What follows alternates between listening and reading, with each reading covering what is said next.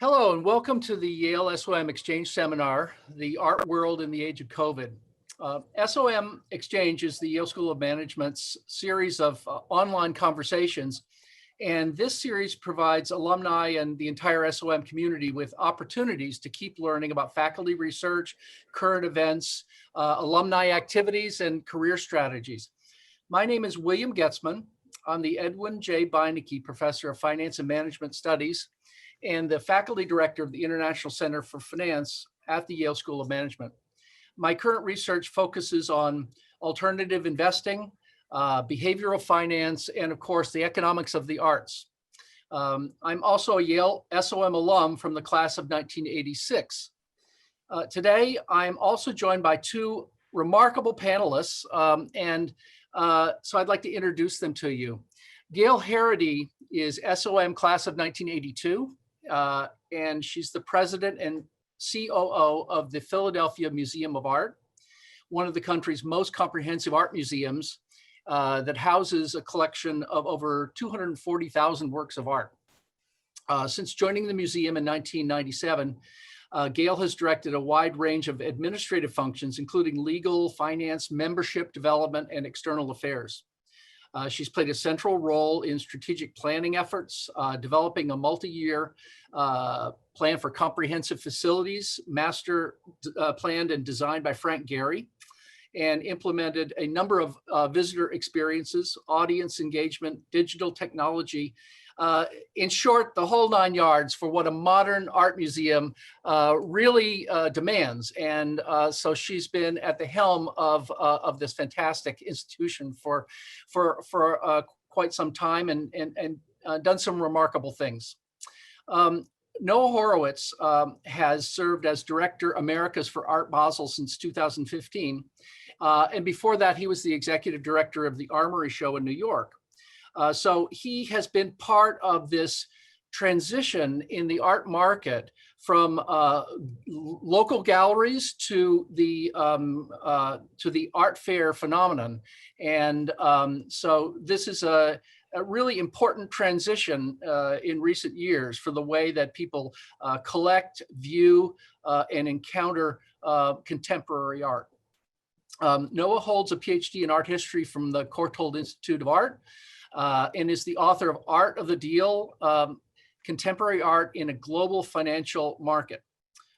He is a frequent lecturer on contemporary art and economics, extremely knowledgeable about the securitization or attempts at it of art that had started some years ago. And so welcome, Gail, welcome, Noah. Thank you so much for being part of this panel. And I'm hopeful that the audience will have some interesting questions for you.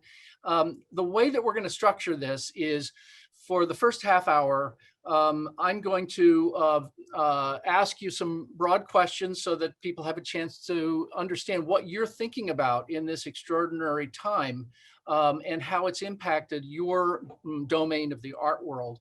And then after the first half hour, the audience, we're going to turn the questions over to the audience so that we're going to hear what they're curious about. So members of the audience, be prepared to use your question function in the Zoom apparatus, and we will see your questions, and we will attempt to respond to them. So that's a little bit of, those are a little bit of the ground rules, and we're going to end right at 1 o'clock because I want to keep to the schedule. So I'm going to start with a big general question for you, Gail. And I'd like you to explain how COVID has affected the Philadelphia Museum of Art. And more broadly, I know these are really interesting times that have to do with things much beyond COVID and things related to social justice.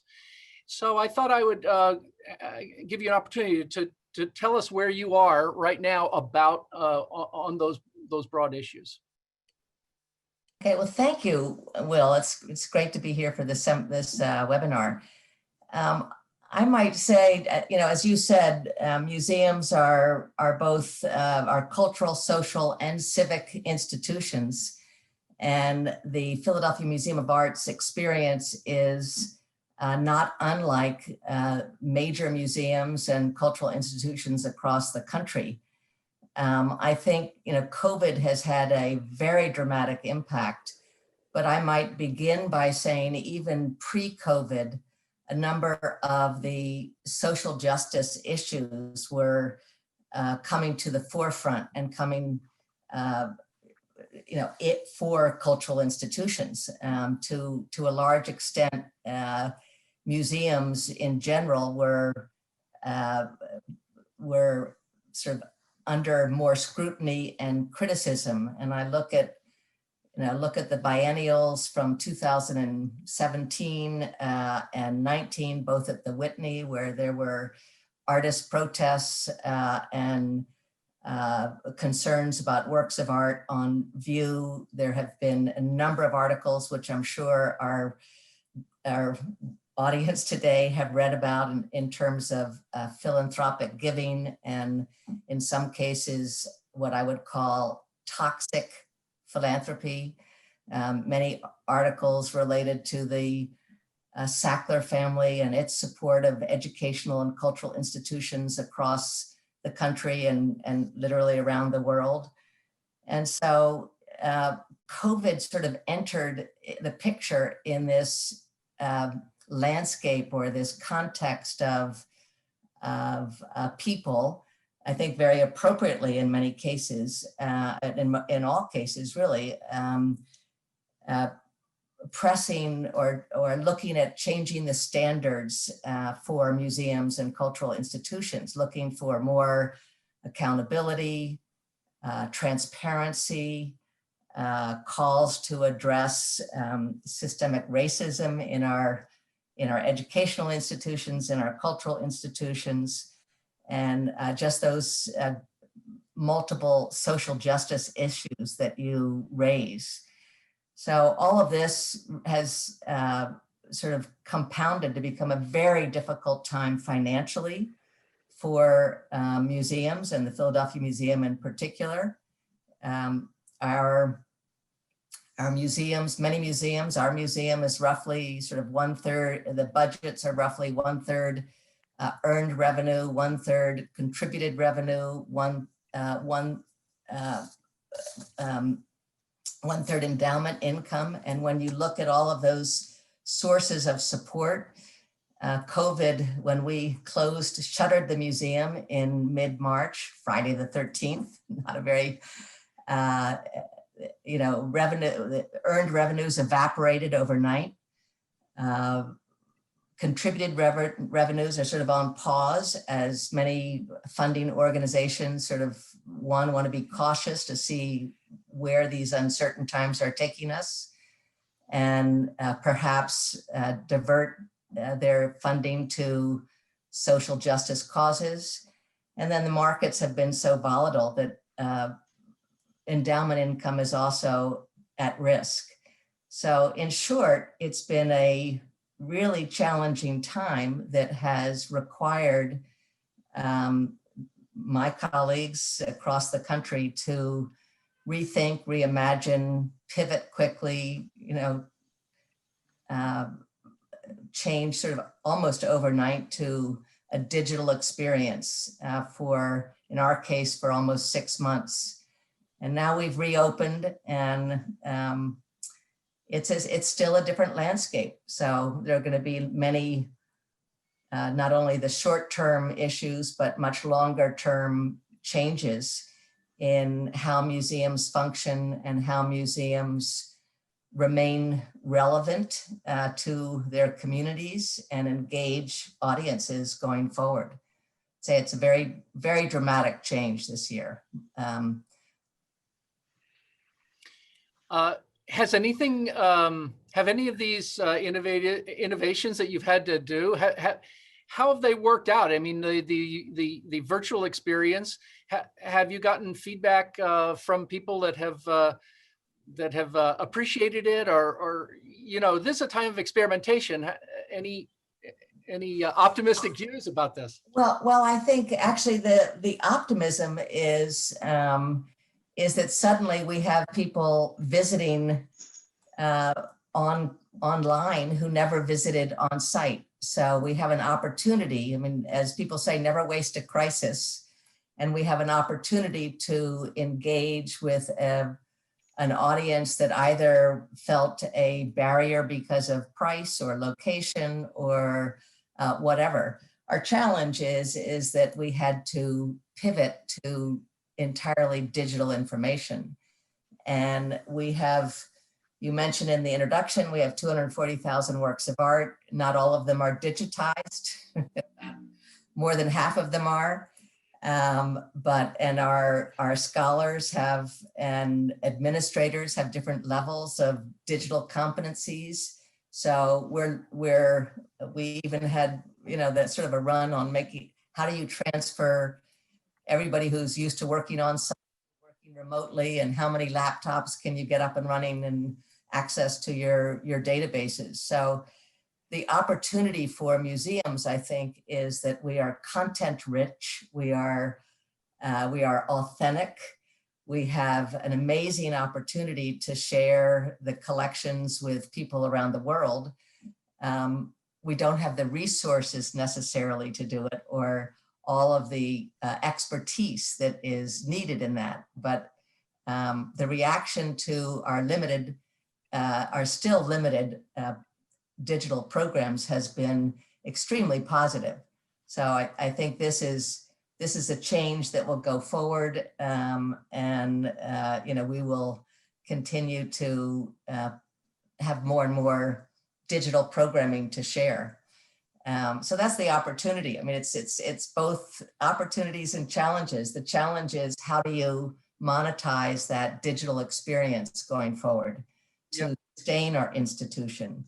Because museums are, these great repositories of works of art, and we can't be entirely digital. We do need to maintain climate control and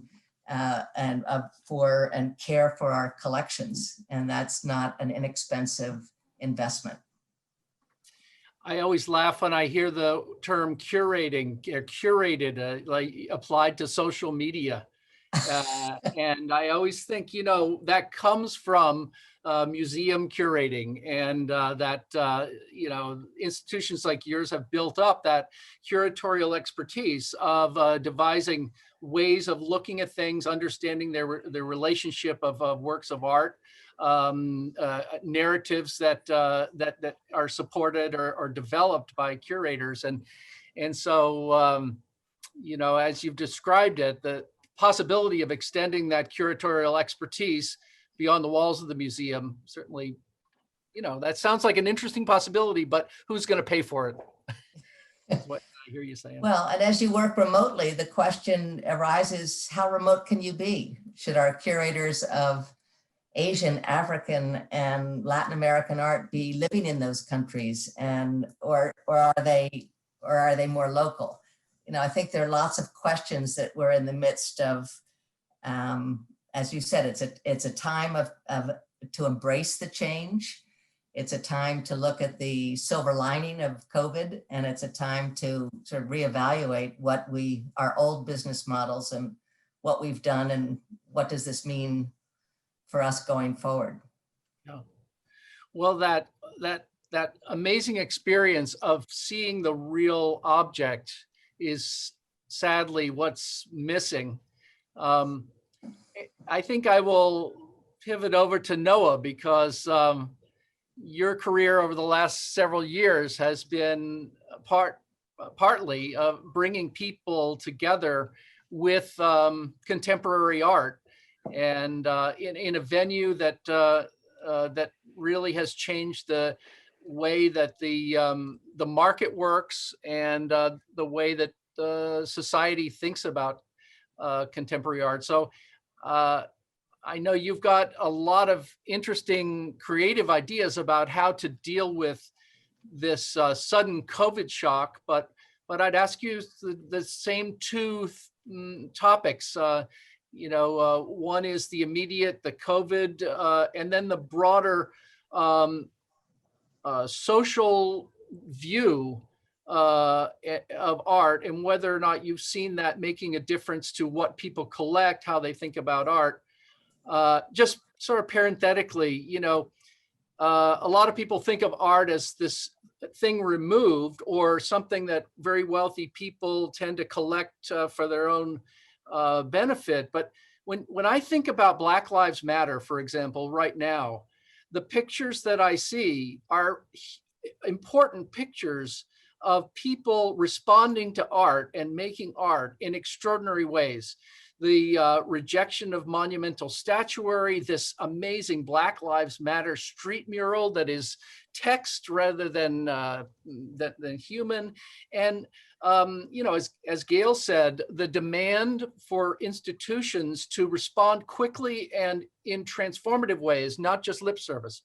So anyway, this has got to be something that you all at Art Basel have been thinking about. And so let me turn that big ball of wax over to you to comment on.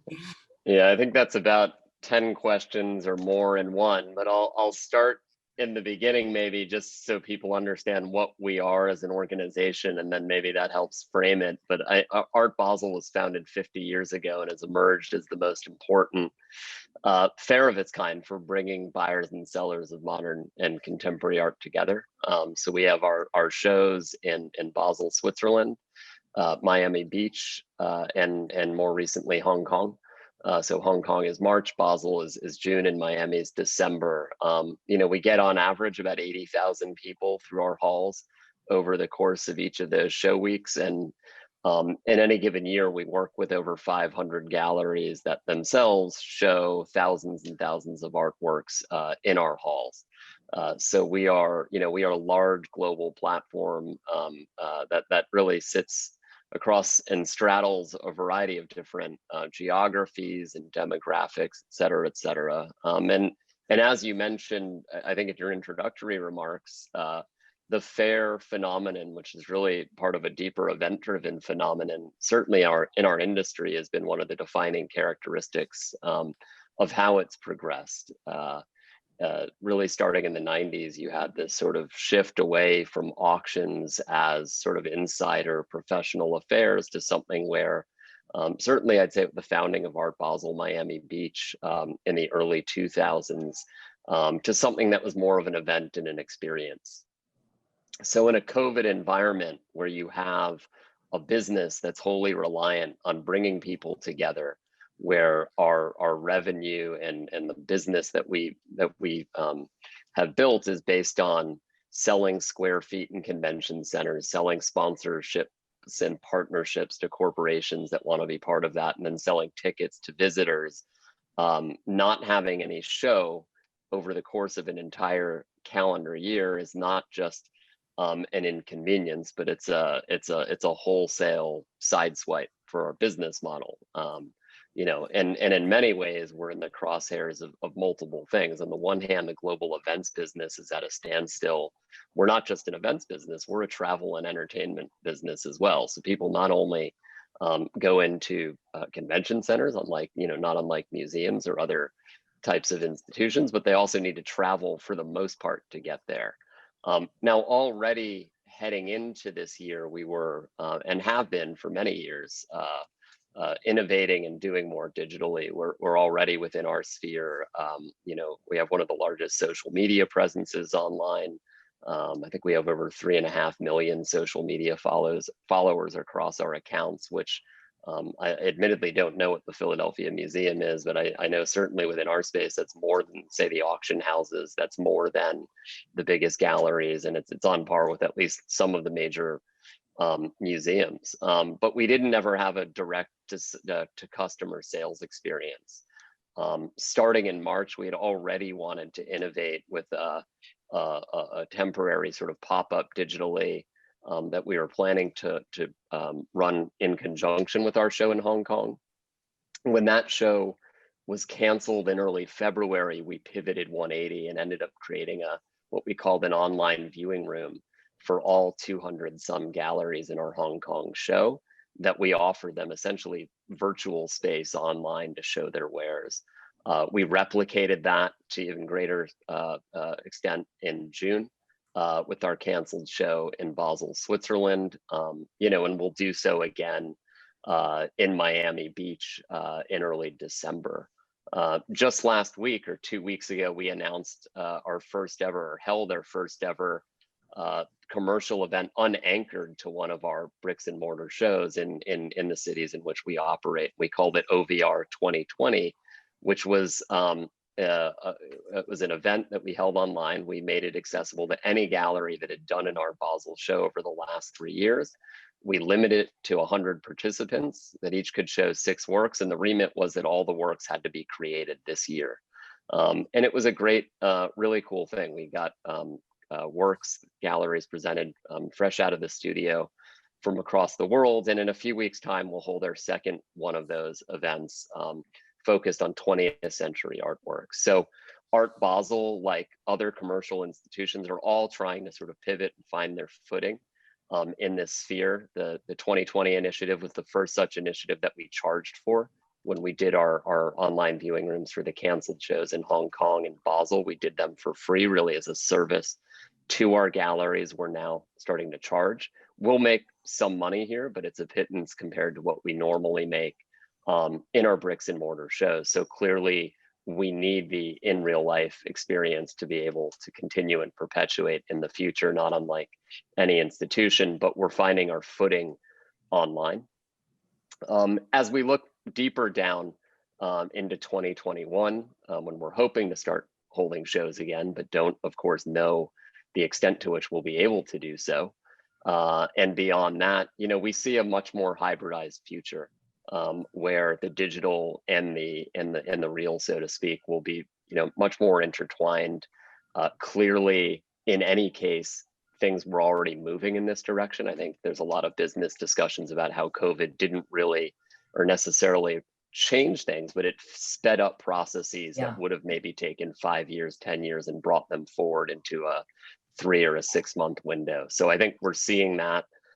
I stayed up last night to watch the Christie's 20th Century sale, and it was this, very strange experience. They kicked it off with a panel discussion with Mark Porter and Melanie Gerlis from the FT and Jeffrey Deitch, who's a dealer. It made it look like they were in the same room, but they were really just like holograms. I mean, it was a strange thing. And then, they had this sort of sales experience across all their different rooms held live in New York, but with bidders in London and Hong Kong. And I think they did a commendable job building interest and momentum, capped, of course, with this Tyrannosaurus Rex sale. So we're going to see a lot more innovation in this space. Frieze Art Fair in London opened their own viewing room platform today. And again, this is here to stay. I think there'll be a lot more transactions, services, et cetera, that will be fixed through the digital sphere. But in the end, people want to see art. They want to meet other people. They come to our shows, not just to buy and sell, but to meet gallerists, to meet artists, to be inspired, to see what the local museums are doing. To the extent to which the Miami cultural scene has grown up around Art Basel is something we're really proud of. And of course, Basel itself, with some of the great museums in the world, is a different example. And of course, in Hong Kong, it's more emergent. You have M+ and Kowloon, which is on the arrival in the coming years, and other great institutions there. So our shows really are a bridge for all of those cultural communities. So Noah, I know you're a fan of Titus Kaphar, a Yale School of Art graduate, and in some ways a visionary in today's current realm. His art at auction lately has been setting personal records, but his ambitions to making a bigger difference in life, in American life. People may recognize him from the cover of Time magazine that had a silhouette, had an image of a Black mother holding a silhouette of a child.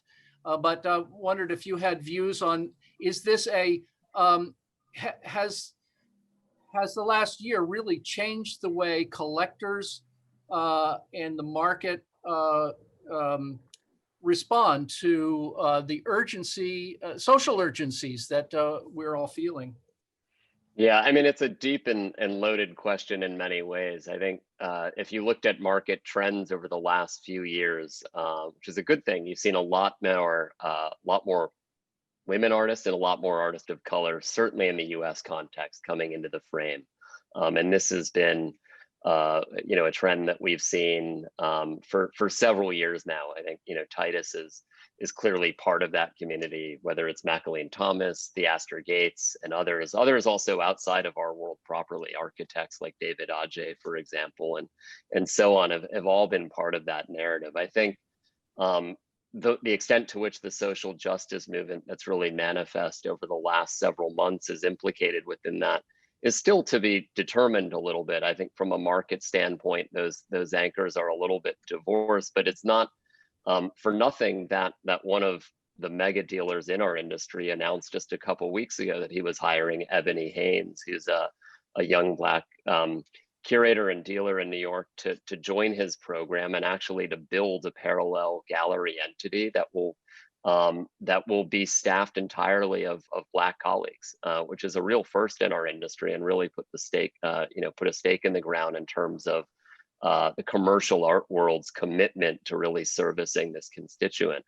The reality, nevertheless, at least from the perspective of the gallery business, is that there are very few Black-owned galleries in the States. We've worked with several of those that are active. People like Karen Jenkins Johnson in San Francisco, or Marianne Ibrahim, who's a great gallery in Chicago, but they're few and far between. And I think as an organization that really leads this field, where we are, we'll be doing our part to support this. And of course, the bedrock of this is the artists themselves. I mean, Titus is a visionary artist. The Next Haven artist residency project that he established a few years ago in New Haven is phenomenal in many ways. It's ahead of his time, and it really positions Titus not just as a visual practitioner of things and objects, but as a supporter of a community, and a community of ideas, and a real commitment to servicing the local community in New Haven, but also building up a coterie of artists and collaborators around him. And so that's incredibly important. And I think that there'll be quite deservingly, I think, more interest as a result of all of this from the market, for artists that are taking an active role in this realm and making their mark, and really bringing issues, not just around aesthetic beauty or formal concepts, but very fundamental social and political issues to the table as a resonant part of their actual artistic contributions and the dialogue in parallel that they put out.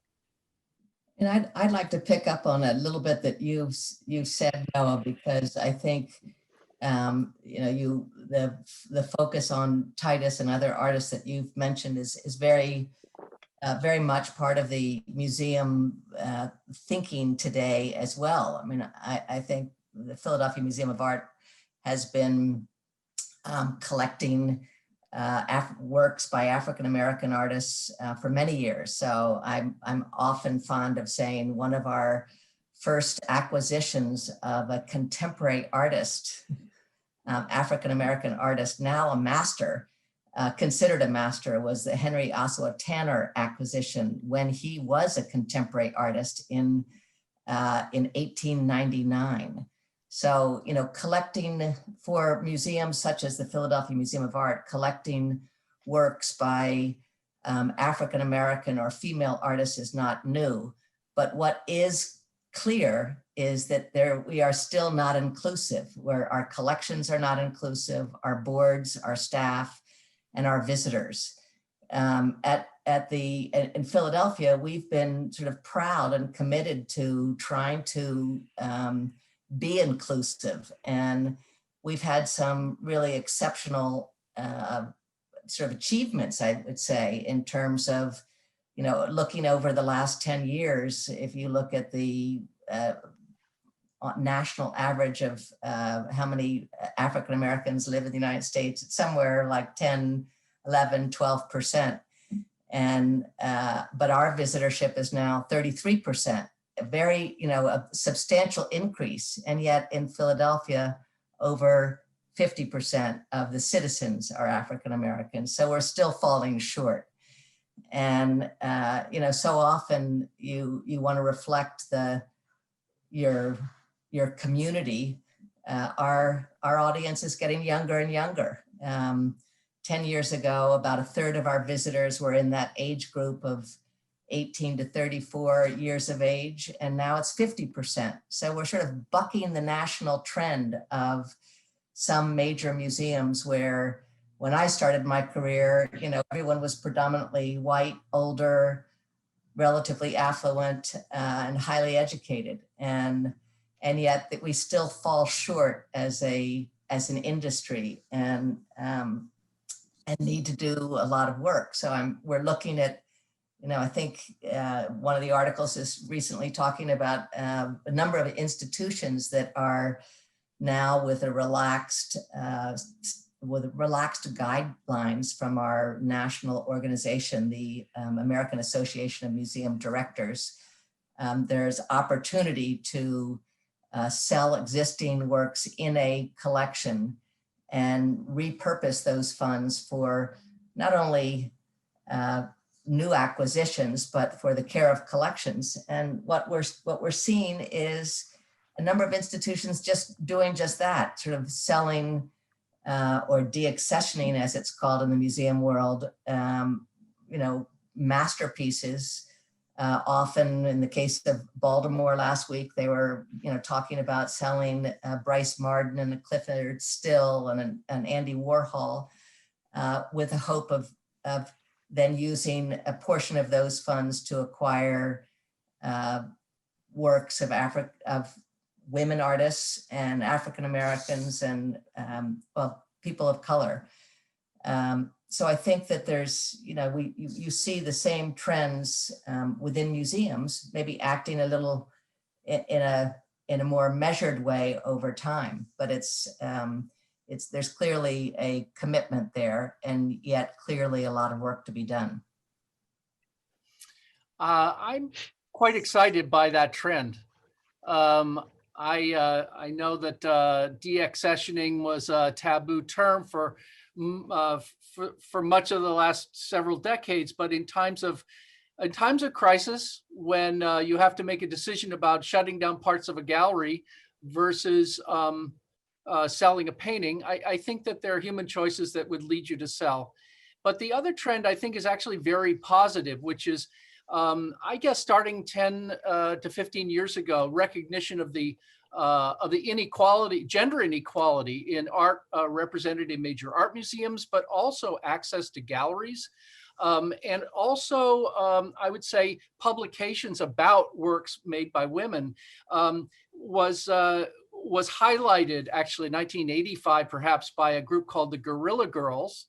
And I think that has had a big impact. I think just in the last 5 to 10 years, if we're just going on markets, and I'm an economist, so I can do that, okay?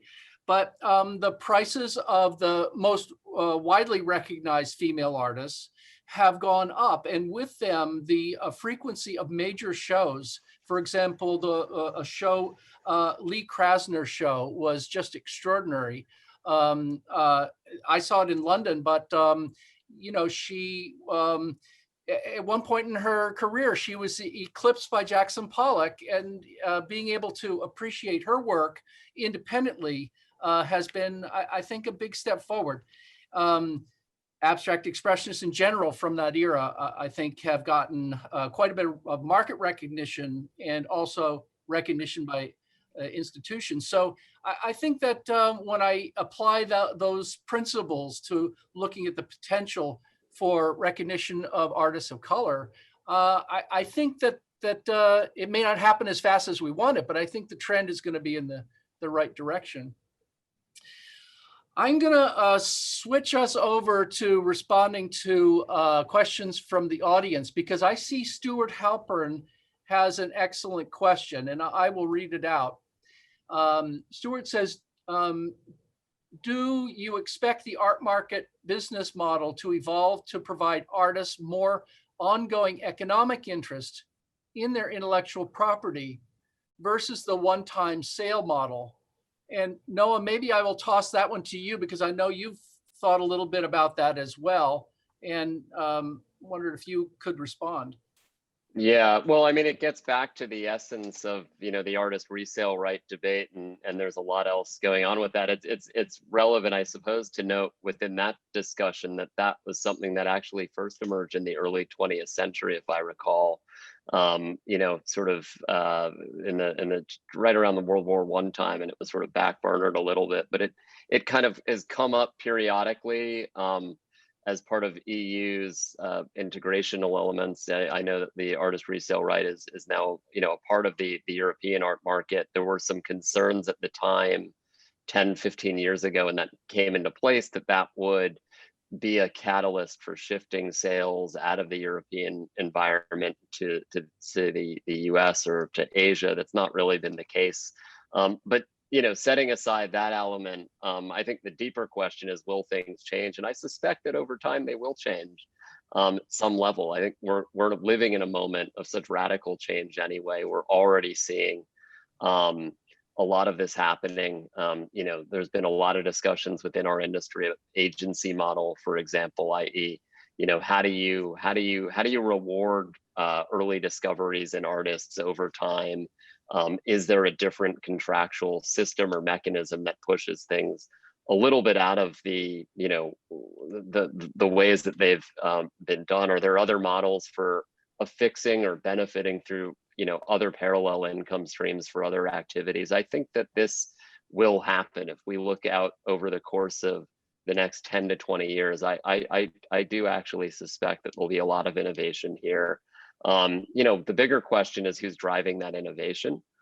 Is it just the most, is it the artists? And this was always the case with the artist resale rights, that it reads well in a newspaper story, but the reality is that it's over time tended to basically benefit only those artists that have been the most successful already, and actually can perhaps act against the interest of others in the near and medium term. So, but I suspect that this will that this is going to change as there are more digital innovations and as the art world continues to grow by leaps and bounds on a global basis. We're getting questions about technology as well, and this is an interesting issue, because I think the first sort of algorithmically created work of art fetched something at auction that was surprising a few months, maybe several months ago. So I'm going to turn this one over to Gail.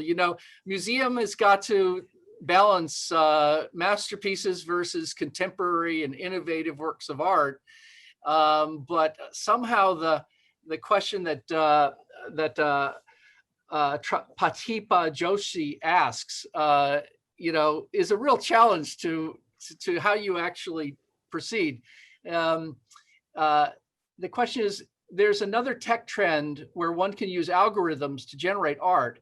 What do you think about AI generated art? Would this be a competition to current and future artists? Is there risk of art getting commodified? That last sentence, that last question is a whole nother issue. But I wondered if you've had any thoughts about this. Well, it's a tough question, and it's a number of questions in one. And I think that museums and I myself, it's hard to maybe answer the question specifically, but there are, as we deal more and more with works of art that are driven by different technologies, today, or even just in the recent past, museums, which are founded to not only present but preserve works of art, are finding, are faced with the challenge because technologies change so rapidly. So a work of art that was created as recently as 10 years ago might be much more difficult to preserve and retain and present to future generations than something created today, because the technologies are no longer available. One thing that our museum has done is really started looking at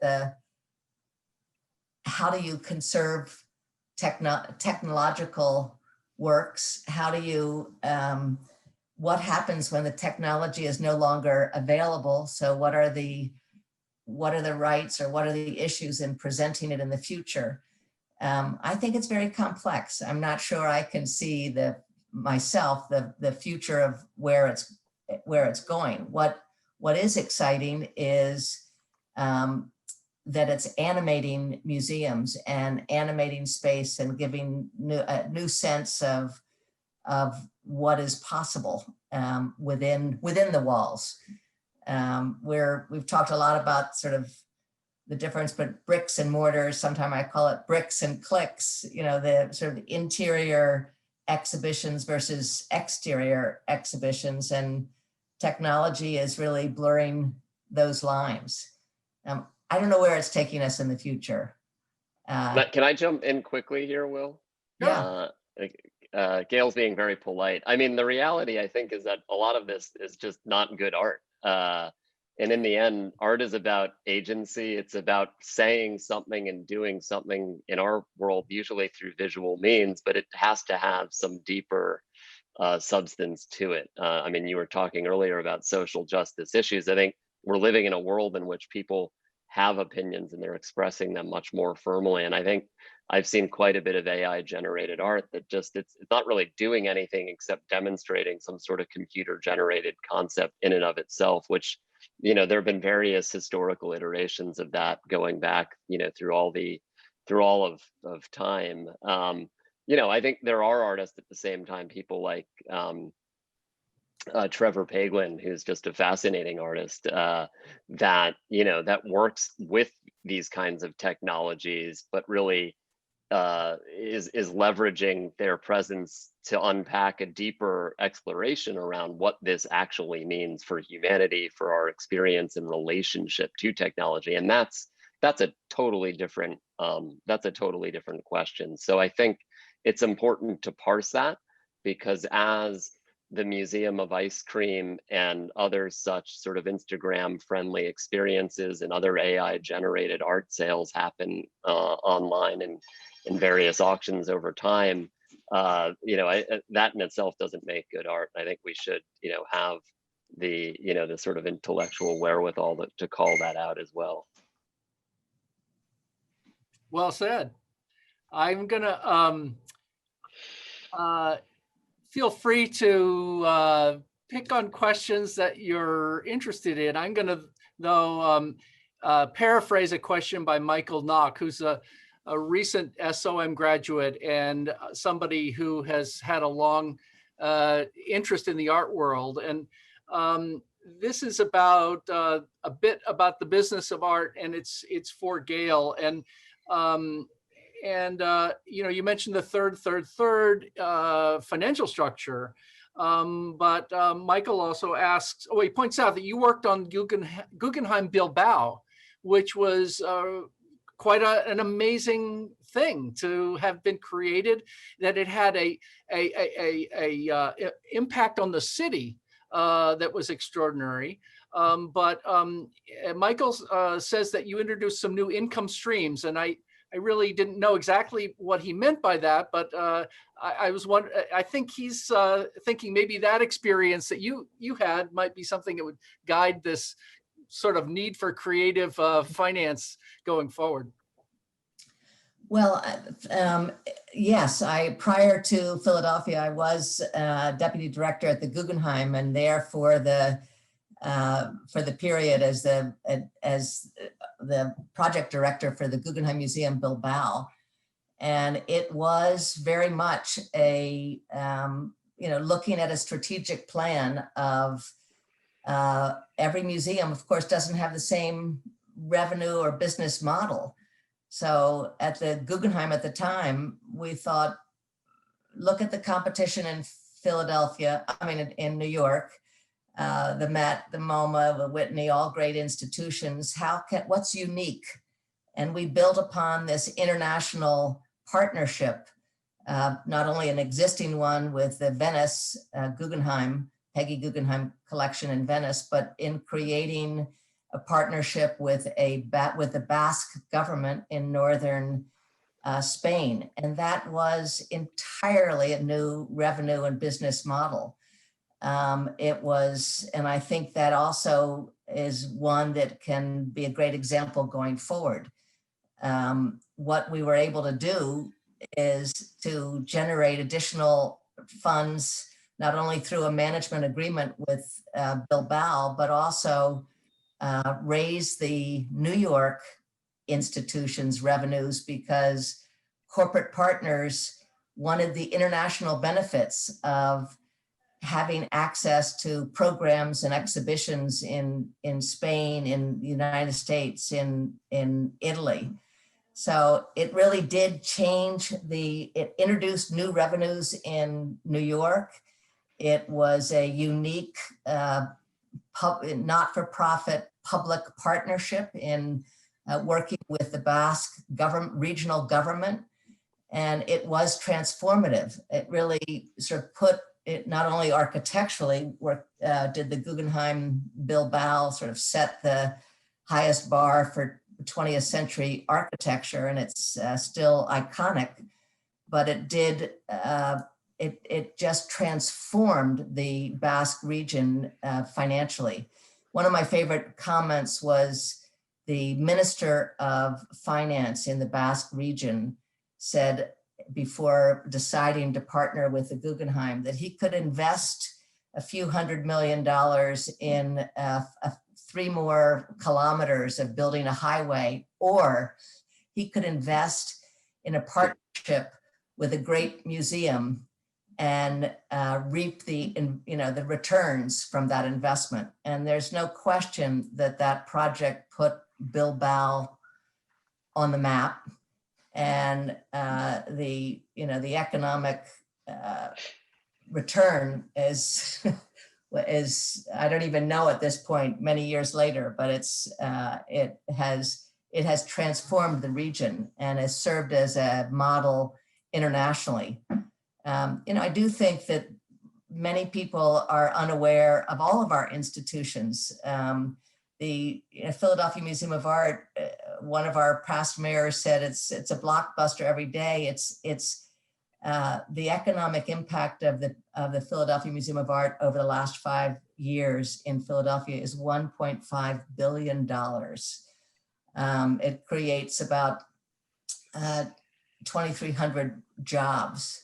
And in this environment, when if you compare it to sports teams, where museums to sports teams and municipalities are often eager to partner and build new stadiums, but you actually look at the numbers, it's the cultural institutions in our great cities that drive the economic impact in a far greater way than many alternative investments. So yeah, the Guggenheim Bilbao is really an exceptional one. It was great. It's been great working with Frank Gehry on that project, and now in Philadelphia on transforming the Philadelphia Museum of Art. I'll say one thing quickly there is that I contributed very modestly to that economic impact when I proposed to my wife and took her to Bilbao, by the way. So I think somewhere within the 1.5 billion is like $1,200 that I spent about a decade ago. Oh, that's great, Noah. That's great. You're welcome. No, I was just going to say, I was looking at you when Gail was talking about Philadelphia, because having had a chance to see Art Basel Miami in full kind of energy and what it means to Miami as a place, as a city, I just feel really.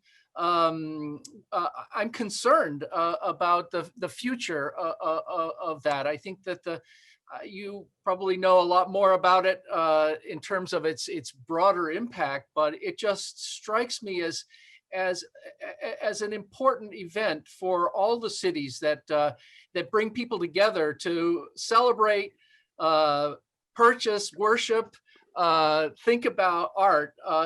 Everybody's got their own perspectives, but having something that coalesces in a point in time at a great city would seem. Yeah, well, it's not for nothing in that regard that that the mayor and city management of Miami Beach has been very publicly on record about equivalating, or the equivalence between Art Basel really as the Super Bowl coming each year, because the economic impact is in the hundreds of millions of dollars locally.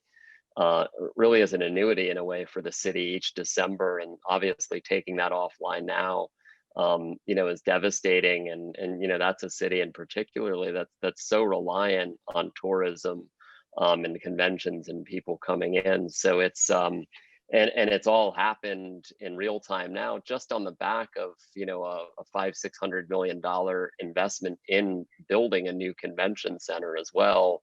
That's the foundation really through Art Basel, but well beyond that, of attracting other similar kinds of shows and events in the future. So it is a concern. Again, I think we'll get through this, but it's a tough one. The other thing in Miami in particular that's worth noting is when Art Basel was founded in the early days, there was a lot of conversation around whether a flourishing gallery scene would develop around it. And I think at the time there were a handful of galleries. Now there's 130 or something like that in the greater Miami area. But actually, it's not really in the commercial gallery realm that the city has evolved. It's actually given the city confidence to really grow its patron base, and to help museums and nonprofit institutions flourish. And actually, 20 years into that venture, the imprint of the museums in greater Miami and South Florida is far more profound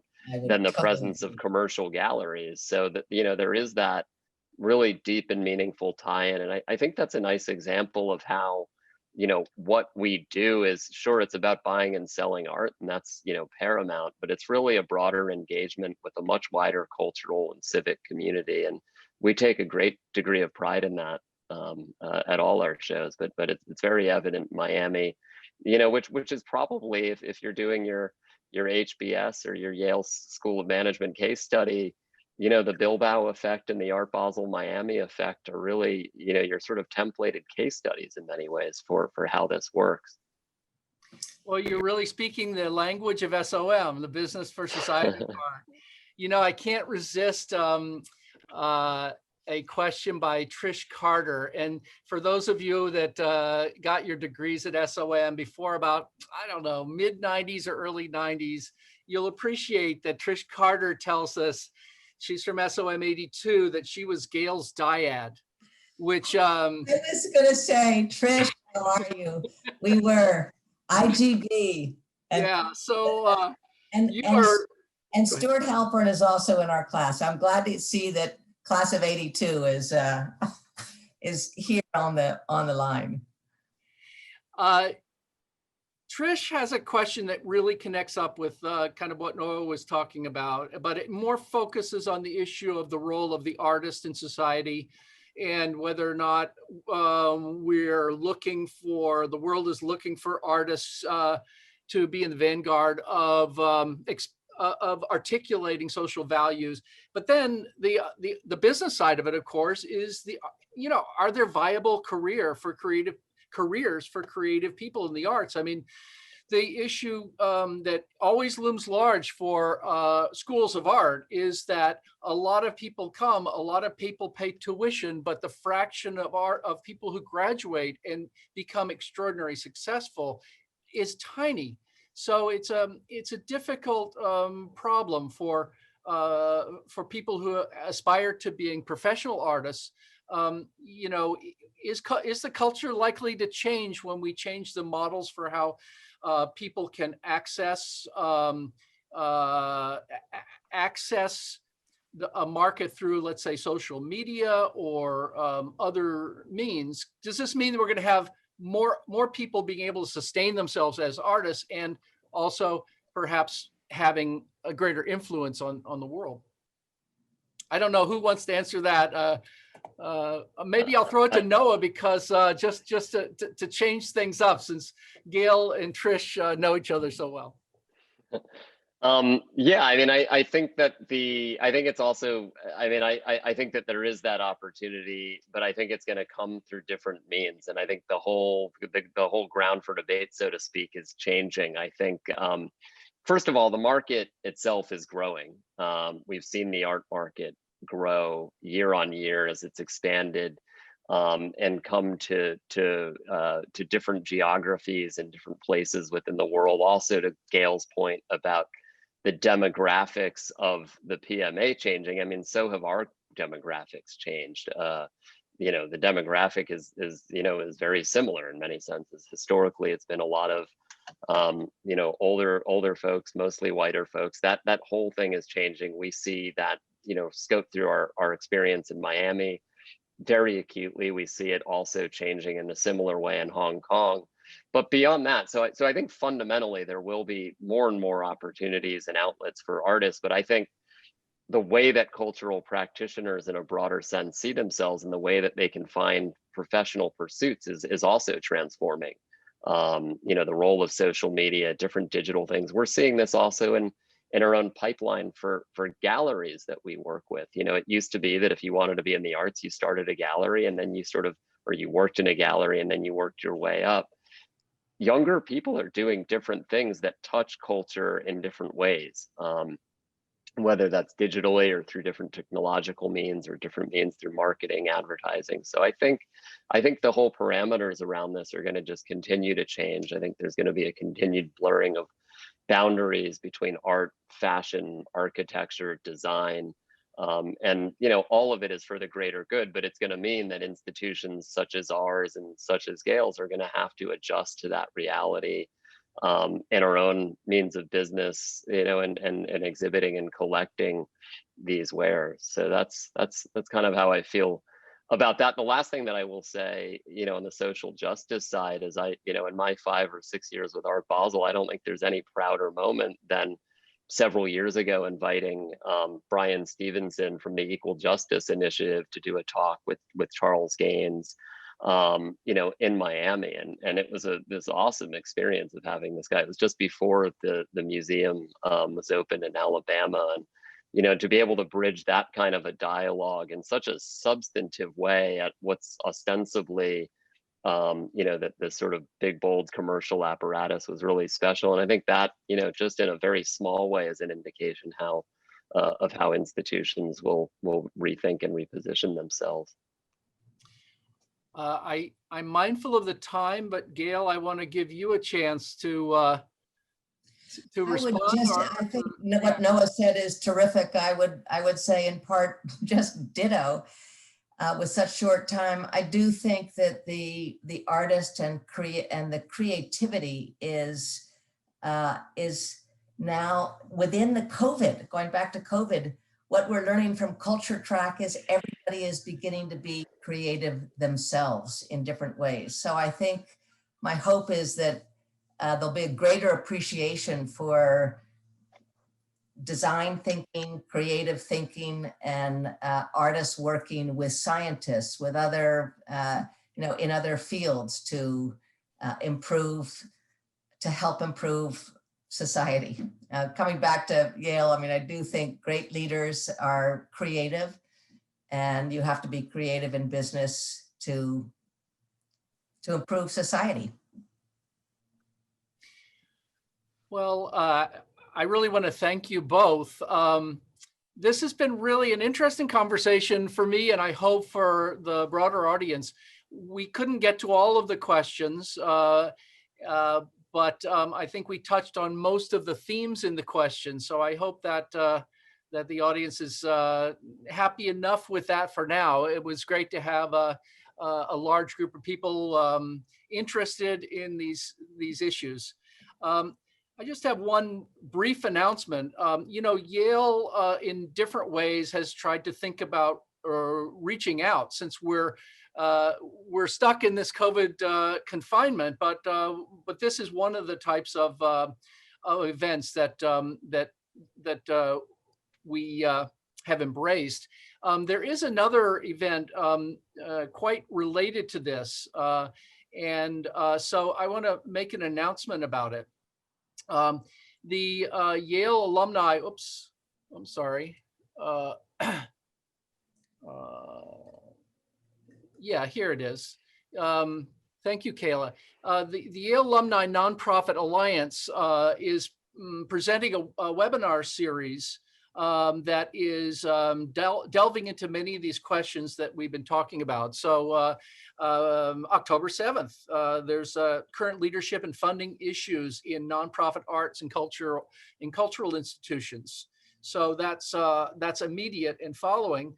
And then, as you can see from this image, there are 3 more that are sponsored by this alliance. So if you're interested in what we've just been talking about, it looks like there is more to see and more to participate in.